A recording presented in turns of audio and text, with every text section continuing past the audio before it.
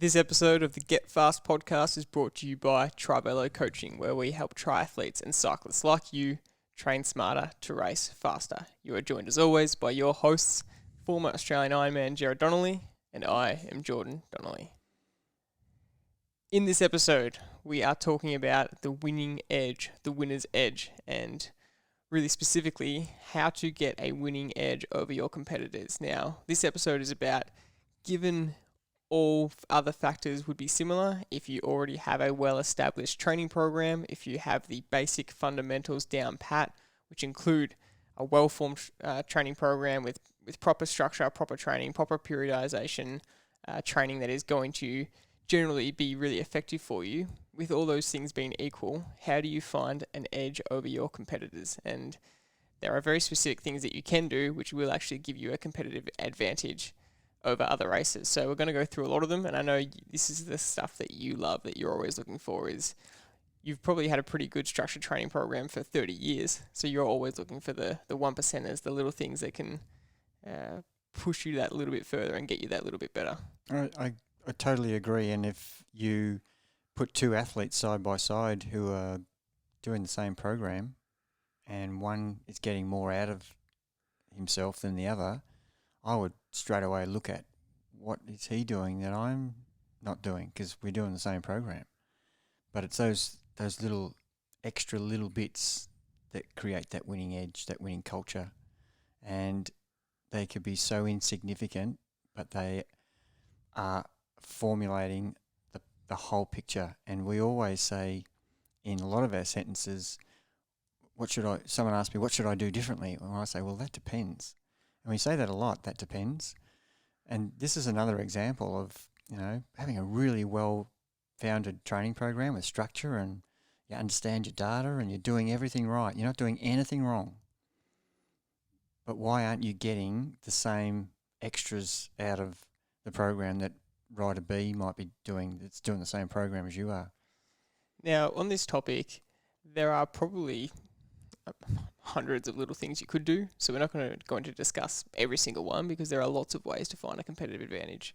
But we're going to discuss some key ones that you notice that you specifically think people could improve straight away that would help them get that winning edge. So take us through the first one. And the first one we wanted to talk about was the specificity of cadence on the bike, and how it is a thing that a lot of people don't pay enough attention to.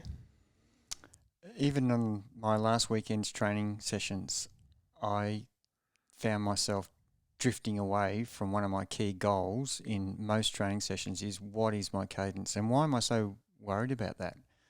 How does it impact on anything I'm doing? Well, in a really good structured program, you would have sessions that have low cadence, medium cadence, and high cadence. And the reason we use cadence in variation is we're trying to manipulate different aspects of the actual session. Low cadence, and I'm talking revolutions per minute, under 75, that would be definitely to build strength. So that's a specific cadence session where you're trying to ride slow pedaling action and engage the complete 3 major muscle groups of the quads, hamstrings and glutes. So cadence is specifically used for a purpose. 80 to 90, we use that a bit. And we use that in warm-up, where we don't want to do strength efforts at 60 in our warm-up, but we don't want to spin high early on in the session. We want to gradually build our cadence from 80 to 90 to 95 to 100. So the start of the session would be specifically using cadence to warm ourselves up. A lot of the time we use cadence at 95 to 100 to 105. We're teaching pedaling technique, but we're also trying to stimulate our cardio. The faster the cadence, the more heart and lung, gasping for air you feel like you need. So that's a classic example of how cadence can change the outcome of the session. And what do you think is the biggest winning edge with cadence? So if you're not practiced at riding a high cadence, this is the number one thing that happens to people when they get under pressure in a race situation. I call it the go-to cadence. When all of your energy sources are down and you're getting tired, it's getting towards the end of the race, you can't push the same 95 or 90 RPM that you could before comfortably. Now your heart rate's spiking because the length of time of the race is, as we know, heart rate as you get tireder for the same output increases. And obviously if you ride harder towards the end of the race, your heart rate's going to go higher. So the obvious thing, like we spoke about 2 minutes ago, the higher the cadence, the higher the heart rate. So the go-to cadence when you feel like your heart rate's getting out of control, and why are we worried about that anyway? But once we hit a red zone in heart rate, doesn't matter how fit you are, doesn't matter whether you're Peter Sagan, you can't push the same power once you go into the red zone for too long. So the go-to cadence is to drop the cadence down to stop your heart rate from spiking. So that's a classic example of manipulating cadence to get a better outcome. So we don't want to, once we get into a lower cadence at the end of a race when we're struggling, if there's a sudden need to ride faster for some period, or there's a hill, if you're grinding away in the low cadence, you have less ability to change the pace of what you're doing. So having less control over your cadence when you go to the go-to cadence, which is too low, it limits you for everything. It solves the problem of keeping your heart rate down, but it actually then gets your legs to a fatigue state where you could possibly be looking at cramp as the next thing. So we want to be fit enough to hold the cadence that we want to hold throughout the whole race. So that is one of the winning edge things, one key thing that I really search for in my program, in my training sessions. I know that I've got the wattage to ride to, the length of time, the gradient that I'm choosing, the course that I'm choosing, all those things are important. But actually identifying during the event that I am holding the cadence during the session, that I'm holding the cadence so that when it comes race day, it's something that's natural to me. And I want that to be my go-to cadence, not like 95% of the other athletes or cyclists or triathletes. Their go-to cadence is 70 RPM. And for a triathlete, that's suicide for your run. So we want to use cadence in many different ways, but that is one where we don't want, as a triathlete, to be riding a strength session in a race and then try and get off and run. Because you know that feeling if you are doing low cadence at 60 to 70 RPM, it really feels like it's grinding, and you do feel like you've done a big squat session or something and try running after that. It is, and we use that strength session with low cadence specifically. You know, I'm a big advocate of doing strength training, not in the gym, but on the bike. And low cadence is perfect for that because you're actually practicing the pedaling action at a low cadence, 360-degree pedaling action at a 60 to 75 RPM, and you get off after that session. It may not have been cardiovascularly hard, but you try and walk up and down stairs and you're going, oh, my legs. You feel like you've been in the weight room. If you're in a race situation, you've been riding too low a cadence, you get off the bike and you're meant to be able to run nice and fresh because in our program, we practice brick sessions a lot, riding than running. Getting off after doing a weight training session and trying to run is actually going to be detrimental to your run and could sabotage your whole triathlon. It's interesting, even just looking at Tour de France examples, and you see the guys climbing up the mountain, and Chris Froome's got an extremely high cadence compared to most of the guys, and most of them have a pretty average, or just that you go to. You don't see many grinders. You know, back 20 years ago, you saw Jan Ulrich, who had probably the 60 RPM up the hill. But it's interesting seeing the variation in even the pro athletes. Over the decades, the cadence has been one of the things that's been significantly changed, and a lot of the gearing, and that caused the problem when we had, you know, back in the day when I had a 7-speed bike and an 8-speed, then a 9, then a 10 and 11. So the choice of gears was really small, and we only had a straight block, which on the rear was, you know, a 13 through to 18. And I remember riding around the circuits around here in the Dandenong Ranges in Melbourne, where I was struggling to get up some of the hills because my front chain ring was 54, and my lower chain ring at the front was 44. So I had a 54-44 and a 13-18. So my lowest gear was 44-18. And I couldn't get up a lot of the hills around here without zigzagging. And now I've got a choice of 36-28, which is like a mountain bike gear in those days. So to practice cadence in the olden days, you couldn't. You just had to be strong to push the gear. Well, now we've got bikes that allow us to ride a better cadence. And to come and expect to do it in a race situation like you just talked about with the mountain stages in the pro races, they're trying to save their legs not only for that particular stage, but for the next 20 days or 15 days, similar to what a runner is experiencing in a triathlon. That, you know, the more times you damage the muscles in your legs, you're going to struggle the next day. So you want to learn in training to actually ride really good cadence when it counts. And if you haven't practiced it, it's not going to happen naturally in a race. So just being able to pay attention to cadence is one thing you'd say that a lot of athletes don't do enough. And like you said, you can even find yourself drifting off with and not paying enough attention to. But then actually how you execute the cadence, which is your pedaling action, is the next thing in the winning edge kind of formula that you look at, is something that people really need to focus on. And there's a lot in the actual pedaling action itself that you need to be paying attention to. And that includes what I want to ask you now is pressure on the pedals, not freewheeling, getting yourself over undulations with the same pressure on the pedals. So talk to me about that. Yeah, and another point that we should include in that is course selection. So in your training, if you're trying to get your body to adapt to holding a certain cadence all day, if that's what you're trying to achieve, today I want to hold 95 RPM for the entire 1 hour, 2 hours, 3 hours. If you're on a course that continually has stop lights, traffic lights, interruptions, you're losing that fitness gain that you're getting if you're on a course that has no stops out in the country. And that's something that is really crucial to the winning edge topic of picking the right course to train at, so that when it comes race day, you've had experience at holding pressure on the pedals for 3 hours. What does pressure on the pedals mean? Well, pressure on the pedals is when you're constantly exerting a force against the pedals, so that at no stage are you softening up. And what do I mean by that? Soft pedaling, some people call it crystal cranks, which if you pushed it too hard, it'd break. And we really want to have pressure on the pedals at an even rate, and that's very hard to do without a power meter. So if you look down and you've got it on 3-second power, you would see fluctuations. Say we're trying to hold 200 watts. You could see 210 on one pedal stroke, 195 on the next, 204 on the next.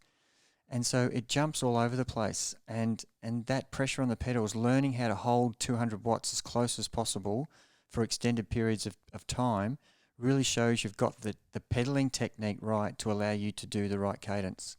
So the pressure on the pedals has that purpose, to be able to understand how to exert the pressure throughout the full pedal rotation evenly.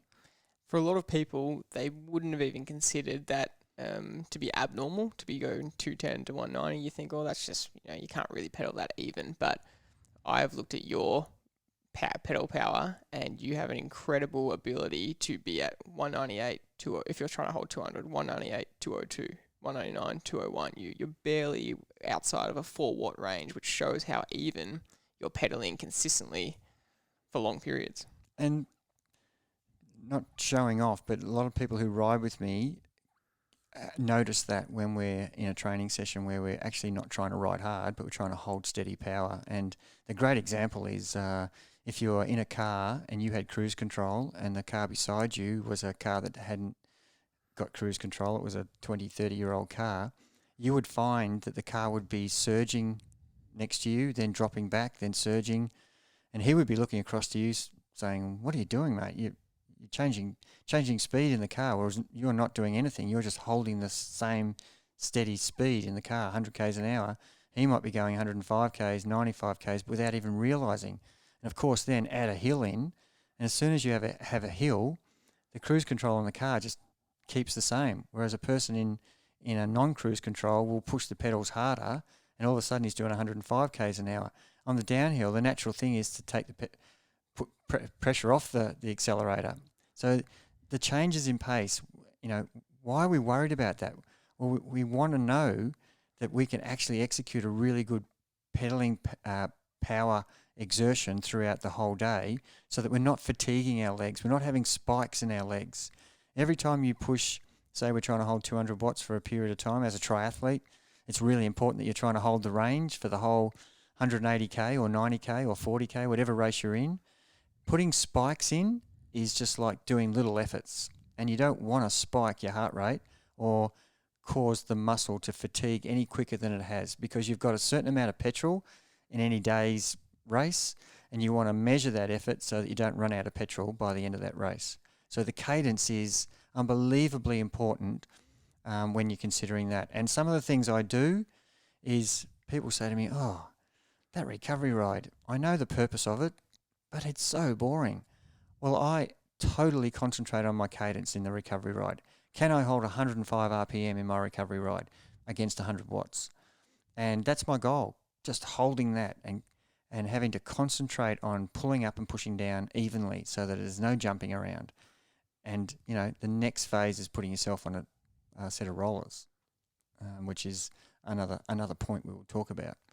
There's so much in this, because even what you're just talking about on a recovery ride, if you have a power meter that measures left and right pedal power, then you go finish your ride and go, well, what was it? Was it 51, 49%? 51% power on my right leg, 49% my left? Was it 52, 48? Was it massive? And it was a massive gap, being 54% and 46%, which is a huge difference between your right and left leg. And there's so much you can look at, and you can also look at your average power if you know how to read training peaks properly. Looking at your average power, if it's got these massive spikes up and down, it means you're not riding very evenly in a recovery ride where it's supposed to be really easy. That should be a time when you can really concentrate and ride as evenly as possible because you're not under any duress. And most athletes, cyclists that we're talking about here, triathletes or cyclists, if you look at any session, what you just spoke about, you know, it's like getting your heart rate monitored. You know, you see spikes when each beat comes up, and the rest of it should be dead straight. Because that's the lull. Well, we're trying to create a power profile, and that's one of my goals. So when I get off the bike and have a look, I don't have all these little squiggles. I have almost a straight line, and it almost looks like erg mode is on. And what do we mean by erg mode? Well, erg mode is when the bike is holding you at the one power, and you have no say in it. And so that's kind of what I'm trying to simulate.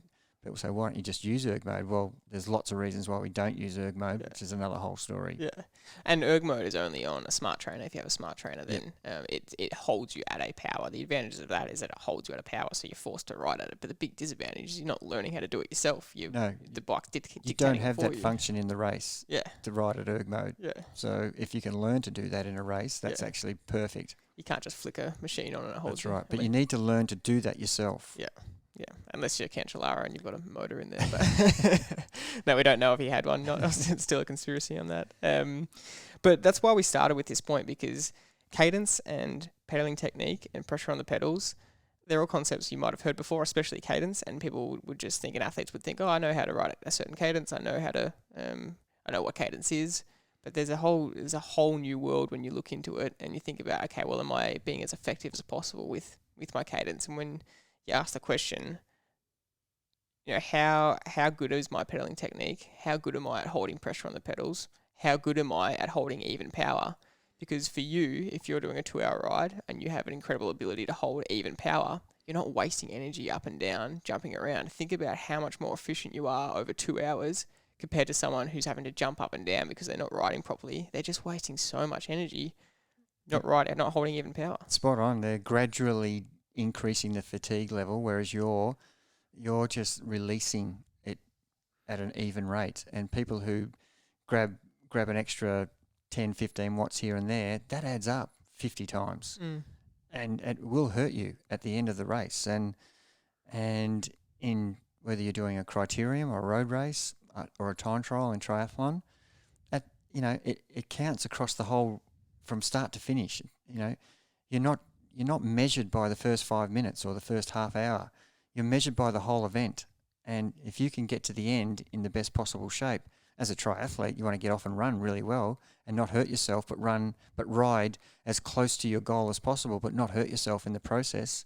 If you're in a criterium or a road race and you want to get to the finish to sprint or break away and hold power, and you've wasted too many matches earlier on, you're not going to be able to do that either. So it's really important that, you know, we do consider this is one of those winning edge things. And, you know, we talked about pressure on the pedals. We talked about no freewheeling. What does that mean? I'm so keen on not hearing that sound of people not pedaling. You know, when your bike, when people stop pedaling, it's that sound. That's my pet hate. I cannot stand that sound. that means that someone's not pedaling. So in a race situation, someone might say to you, well, you're trying to conserve, aren't you? And I think that's great in a race. That's the time when I'm happy to hear that sound. Yeah. It means that you're saving energy for when it counts.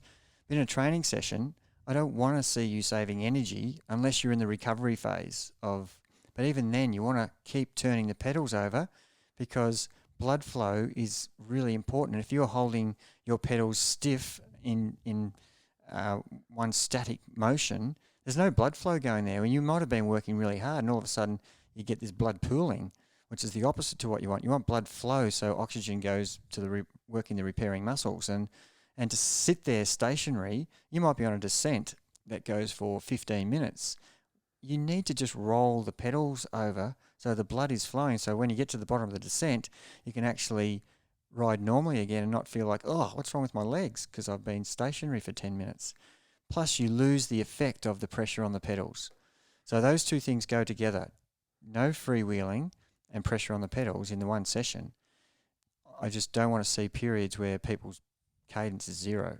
This is why we talk about the competitive advantage, because you look at someone who's completing a training program and completing every bike session, and yes, you might be completing the basic fundamentals, but then person B is doing the same training as you, but focusing on their cadence and their pressure on the pedals for every part of it, including the recovery, because they're trying to get the maximum out of their session. How much more are they getting out of their training sessions than person A? Oh, unbelievably accurate what you just said then. And, I just talked about the example on the weekend, and I was trying to hold a certain wattage and, just finding a little bit uncomfortable.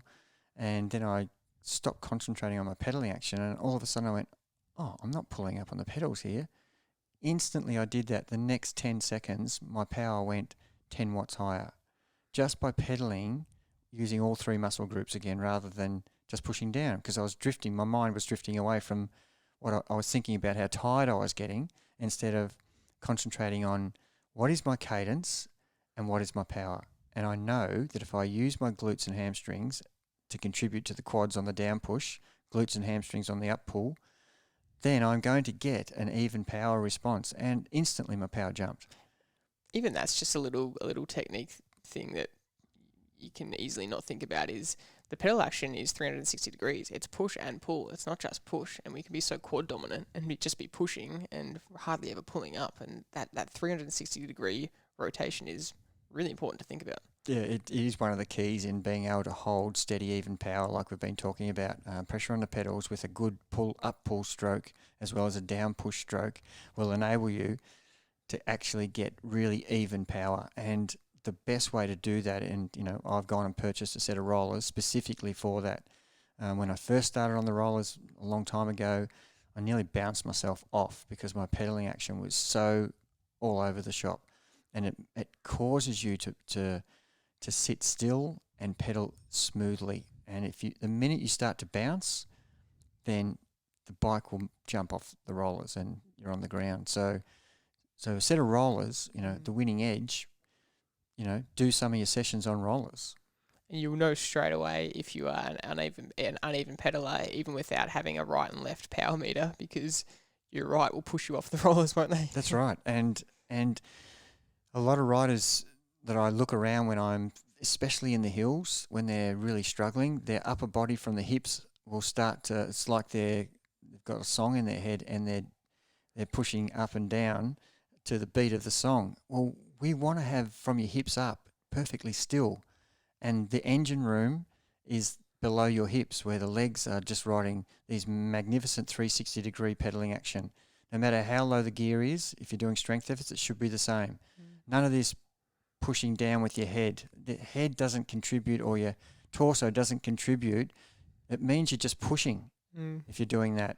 Whereas if you're concentrating on pulling up, there's no way your upper body will be doing the bobbing motion that we're talking about. And practicing that is something that you can do the same session, get the same outcome, but you actually haven't engaged two of the muscle groups.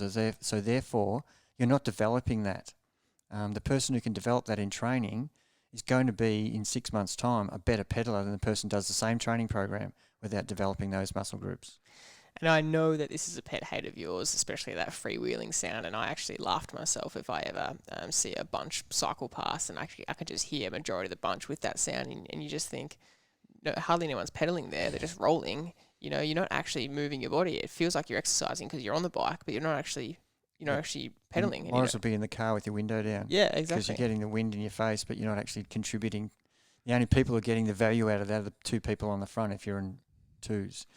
And, that type of session where, we encourage group ride once a week in our program. But if you're in the middle of that bunch and you're not getting the power output that's required, then you're pretty much wasting your time. Socially, it's great. But for value to improve, and we're talking about the winning edge here, then there's no winning. It's a losing edge being in that group. So you need to actually make sure that you get some time on the front, so your nose is in the wind.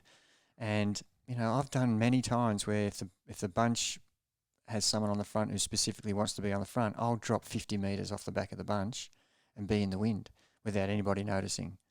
And I've done that plenty of times in my years of training where I'm not getting the outcome I want. I still want to be with the group, but I can be 100 metres behind them. It comes undone a bit when if I get stopped at a traffic light and they don't, then I'm actually now a kilometre behind them. So it can, you've got to take the good with the bad there. But the point I'm making is there are times when it's okay on a recovery day to be sitting in there spinning away. That's a great day to be just, but you still wouldn't be freewheeling. You would be concentrating on pedaling. And the pedaling in a recovery day is not reliant on the wattage. It is totally about the pedaling. This was really made evident to me when we were cycling in Belgium. In Belgium, majority of where we were riding was really big undulation. There wasn't many stretches of flat. It was mostly big undulations, and almost every time we would go over a hill, you would be on the front, and you would gap the bunch by 10, 20 metres sometimes, because your pressure on the pedals is consistent, and our natural reaction is when we get to the top of a hill is to stop pedaling and to recover. Ease up. And you would just constantly and it would look like you were trying to get away from the bunch, but you're just holding the same pressure on the pedals and you're just getting away, and everyone has to pedal again quickly to catch up. And that is the difference between keeping pressure on the pedals and not. The funny part about that was I was getting asked, why do I keep accelerating over the top of hills? And I just had to turn it completely back around to the other person. Why are you decelerating? I'm actually holding the same power I was 50 metres ago at the top of the hill, the crest, and on the down slope. I don't stop pedaling. So if we're holding 200 watts as an example up the hill, I'm holding it at the crest and I'm holding it down the hill, 200 watts. So it looks like I'm accelerating. I'm not. I'm holding the same cruise control example in the car, and the people in the bunch think they've crested the hill, the work's done, time to ease up. And that's just natural that we do that. But that's what I'm trying to teach people to get this little winning edge, especially in a time trial. People think I'll ride hard on the hill, which is fine because you need to ride over your threshold, because on the downhill it's harder to push the power that you're trying to hold. But you need to keep and carry that pressure on the pedals over the crest of the hill and accelerate on the downhill. So when your bike speed catches up to where you're happy for it to be where it is, if it's above 60 k's an hour, then it's okay to not pedal at all and get into as aero position as possible.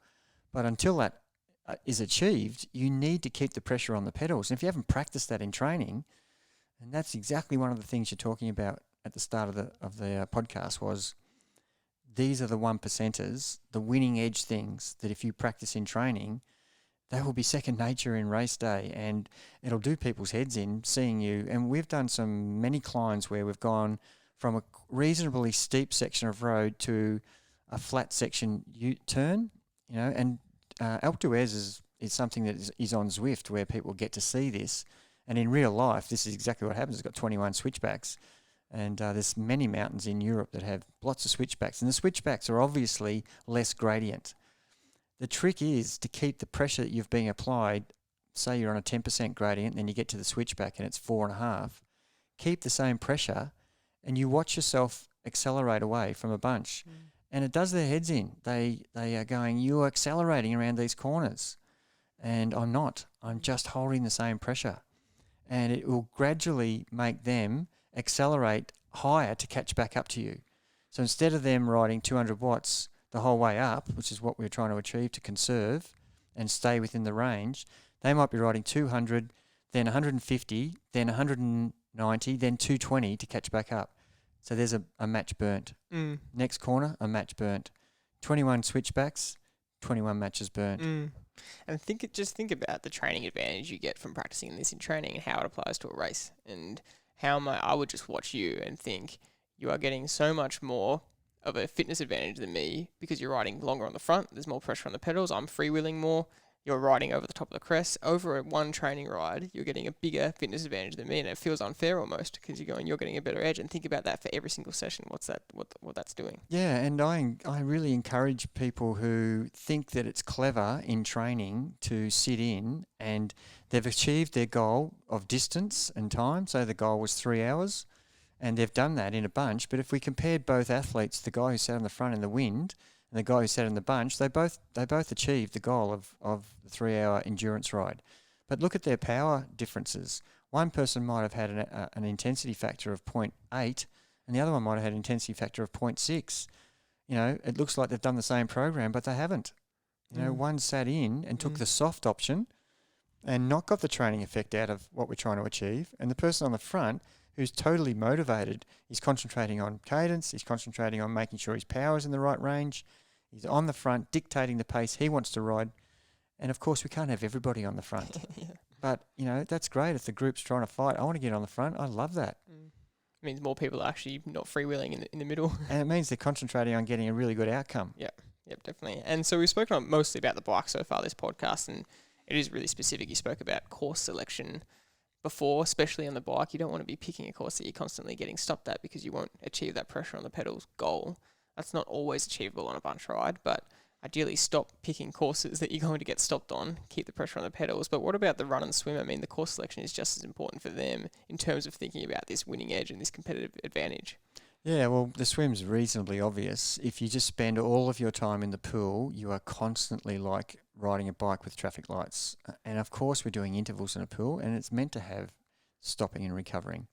So we need to make sure that we are outside in an open water, swimming consistently in the open water, practicing the cold, practicing sighting, practicing constant arm action, resistance underwater, because that's a big factor in a race where, because you've been doing it in a pool, you're doing 10 100s or 5 200s or 4 500s, you're getting a stop. That doesn't happen in a race. You don't have it in a swim race. There's no treading water. If you do, the swimmers are swimming away from you. So you need to have that feeling of, my arms are getting sore from 25 minutes of continuously swimming. And if I'm in an Ironman, it's 50 if you're good, an hour 20 if you're not so good, of consistently. If you haven't done that in training, it's foreign and it's an awful feeling come race day. And the swell as well. Yeah, the swell, and some people get seasick, and you need to know that before. Your Uncle Paul gets seasick a lot, and it's really only till he went into some swell ocean that he found that out. And you can take seasick tablets to make you feel less nauseous in the water. So there's lots of things you need to learn about the 1%ers. Don't get in a pair of goggles that you've never tried in the ocean and you can't see anything come race day. You need to have invested in a pair of goggles that work. And running course selection is just as key as well.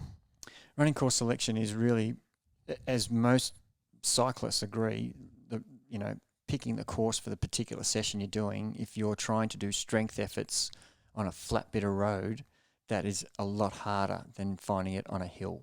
The hill creates the resistance, then your cadence can drop down, and all you're worried about is making sure you're pedaling 360s. So the same with the run. If we're trying to do some hill repeats and there's nowhere to run a hill repeat, you need to go and drive somewhere to find a venue that's going to enable you to fulfill the requirements of that session. And we talk about the goal of, if you're a runner, one of the key sessions is your long aerobic endurance run. And ideally, you would wish every single runner could go do it in the hills and get as much elevation as possible because of the gains in fitness you can get without having to run hard. Yep. So, again, athlete A, athlete B. Athlete A does the 2-hour run or the 1.5 hour run or the 1 hour run, whatever stage of your program you're up to, that's your endurance run. The idea is to build time on your feet running. That's what endurance running is. So come race day, you're totally adjusted to it. The second gain is to get strength. So the best way to get strength in your legs and the skeletal system is to run against a resistance, and that's what hills will do. So runner A lives in the flat, runner B lives in the flat. Who has the winning edge? No one, because they're both running on similar courses. If they both did a 1 hour endurance run and runner A did it on the flat and runner B drove half an hour and found a set of hills where he climbed 500 vertical metres and runner A climbed 50 vertical metres, keep doing that for 6 weeks and runner B will be 10 to 15% better runner after 6 weeks. There's no hesitation in the data that I've got from seeing people who refuse to accept that a little bit of pain with a drive is worth the gain to be a better runner. And when it's put like that, you'd say, why wouldn't I drive? You know, there's a session that I do, we're back on the bike, where there is a course where I like to do the bike session where I'm doing sub-threshold. I live in the Dandenong Ranges and there is no section of road that's flat for more than 100 metres. So I can't do that session here. So I drive 45 minutes to the venue, do the session for an hour and a half to 2 hours, and drive 45 minutes back. That's the commitment I have. That's the winning edge. That's the difference. Making sure that the course venue suits what you're trying to get the outcome of. And as a runner, there is a hill somewhere where you live. It might be half an hour's drive. It might be 15 minutes. It might be an hour. You know, we're not expecting to do that every session, but for the one particular session, especially the endurance run, there's no doubt in my mind the success I had as a triathlete was because I moved, and I moved to the Dandenong Ranges to train. There's no other reason I moved here, and I've stayed here ever since. But running at Sherbrooke Forest, which is renowned marathon runners' mecca, that improved my marathon running in the triathlon extraordinarily. It was such a game changer.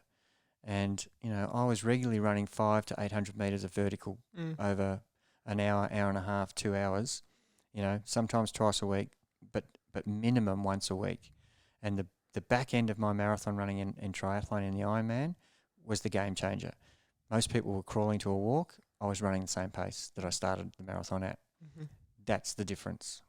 And that is why on a Sunday morning at 8, 9 a.m, you will see the top professional runners in Melbourne all at the Dandenong Ranges. You'll see them, big groups of 30, 40, all the professional runners who are training for the Olympics out in the Dandenongs because they know it's the best thing. So really, triathletes should be doing the same. Exactly. And a lot of the other athletes who've joined those, because it used to be 3 or 4 people just doing that, and everybody else was running in their social groups around town, and it doesn't matter what suburb or state or city you live in, this was what was happening.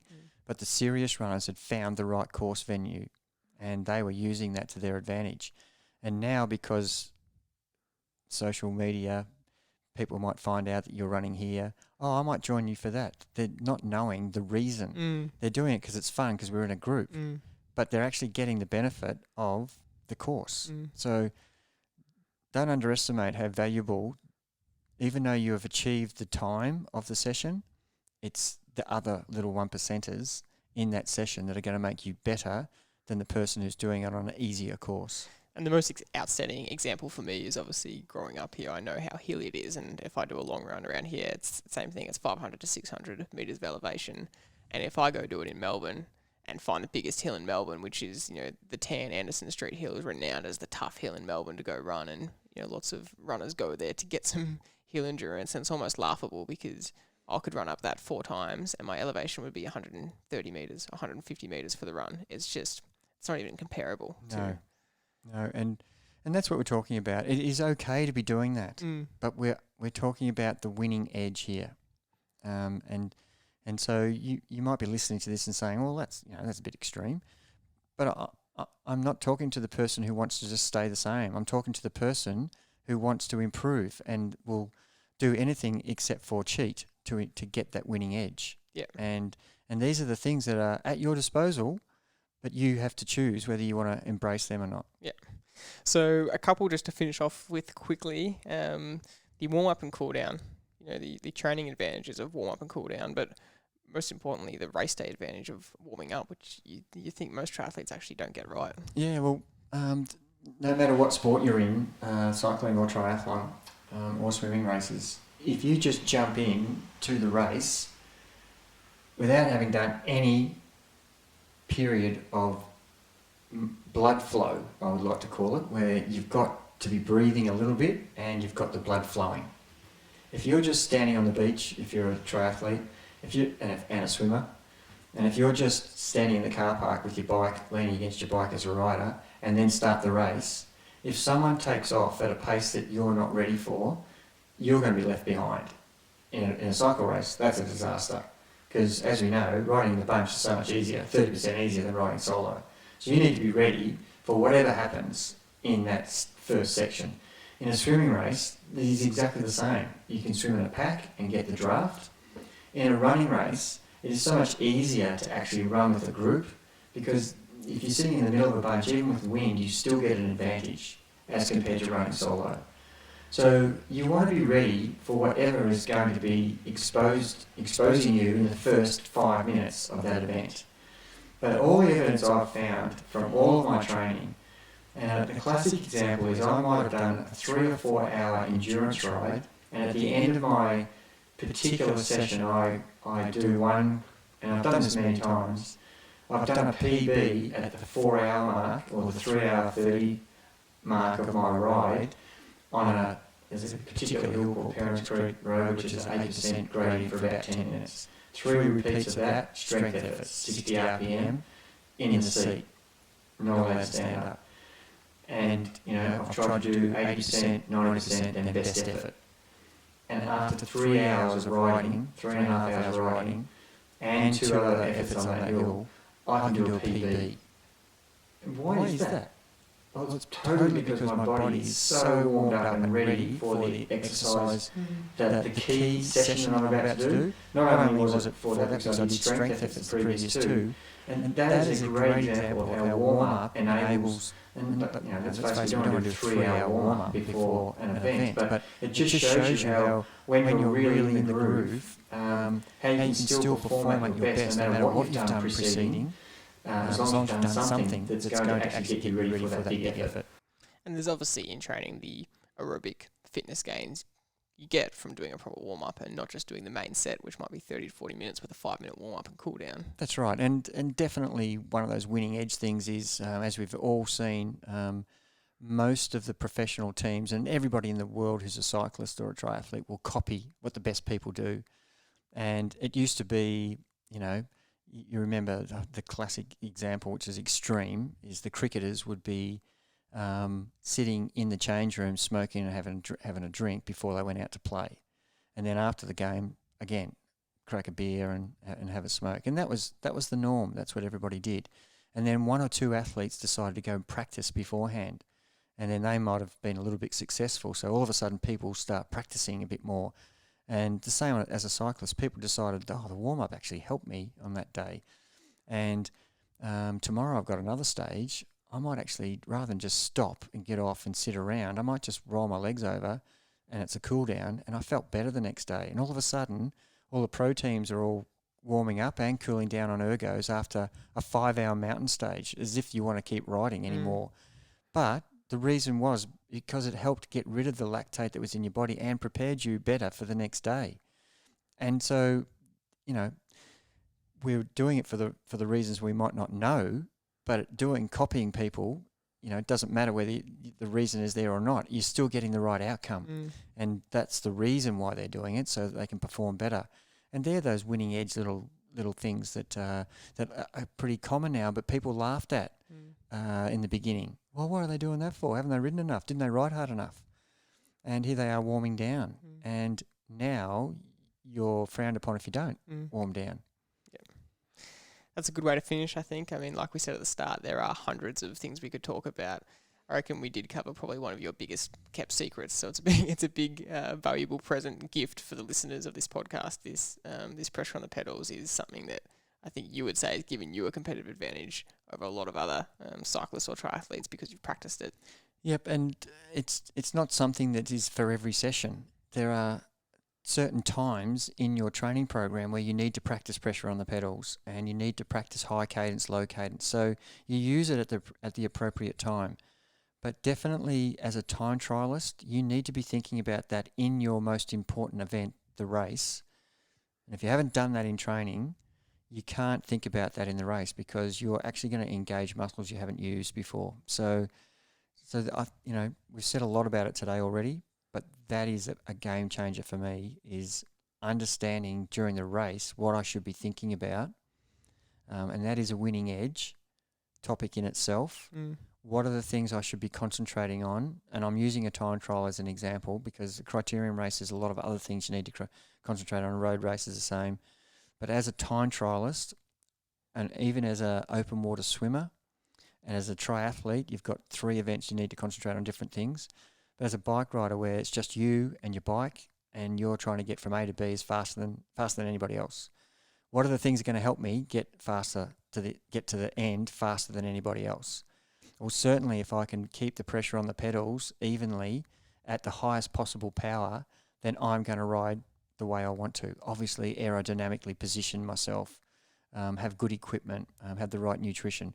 But definitely the pedaling, if I can keep thinking about that from start, so the race is 30 minutes, from the first minute to the 30th minute, what's my cadence? Am I pulling up? And I do that, I think, every 30 seconds. What's my power? What's my heart rate? What's my cadence? They're things that I think about. And people will come after the race and say to me, I just drifted off today. All of a sudden the race was over. I was concentrating early, and then by the time I got halfway through, I got tired and I stopped concentrating. And that is a fatigue factor, is one of the things that stops you from thinking about that. I've had people tell me that they count 1, 2, 3, 4, 5, and then recount again 1, 2, and they're concentrating that way. And that, whatever makes you think more about what you're trying to do is a winning edge compared to someone who's drifting. Good way to finish. I think there are so many other factors we didn't touch on, like sleep, nutrition, recovery, massage, things we've all experimented with, losing weight, diet. Strength and conditioning. Yeah, exactly. Altitude. Sleeping at altitude, training at altitude. There's a number of things which we will go into detail in other episodes, but I think that's enough for today. Thank you. Awesome. Thanks for listening. We'll see you on the next episode.